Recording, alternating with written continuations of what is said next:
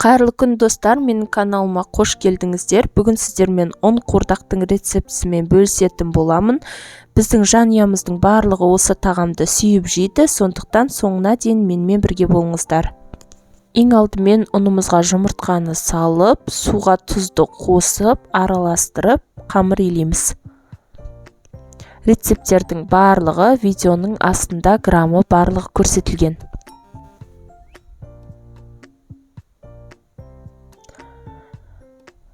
Қамырымызды илеп аламыз да, осылай 15 минутқа бетін жауып қойып қоямыз. Енді табамызға майымызды құйып, етімізді салып, қуырып аламыз.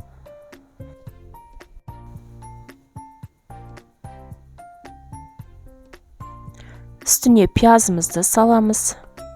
Жақсылап араластырамыз. Сәбізімізді қосып, тағы да араластырып аламыз. Тұз, қара бұрыш және де томат пастасын салып, 2 стакан суымызды құйып, жақсылап араластырып, қайнатып аламыз. Қайнап болғаннан кейін чеснок және де қатырылған болгар бұрышын, тәтті бұрышты салып, араластырып, қайнағанын күтеміз. Тамағымыз 10-15 минут қайнағанша қамырымызды жаятын боламыз.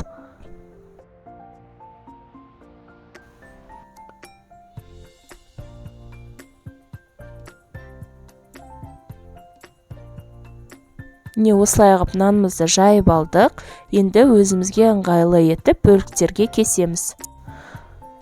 Құрғақ табамызда қамырымызды қуырамыз.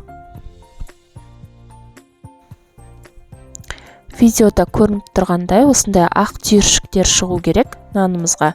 Және де нанымыз кептірілген болып қалады. Өзінің формасын ұстайтындай қатты болады. Не? Осылай болып шығады. Енді осыны кеспе сияқты қылып кесіп аламыз. Қайнап тұрған сорпамыздың бетіне қамырымызды салып, суға малынып тұруы маңызды емес, себебі буға піседі. Бетін жауып 10-15 минут бұқтырып аламыз. Осымен біздің ұн қуырдағымыз дайын, өте дәмді болып шығады. Міндетті түрде жасап көріңіздер. Каналға тіркеліп, колокольчикті басып қоюды ұмытпаңыздар. Алдағы уақытта сіздерді жаңа рецепттер күтуде. Сіздермен болған Динара.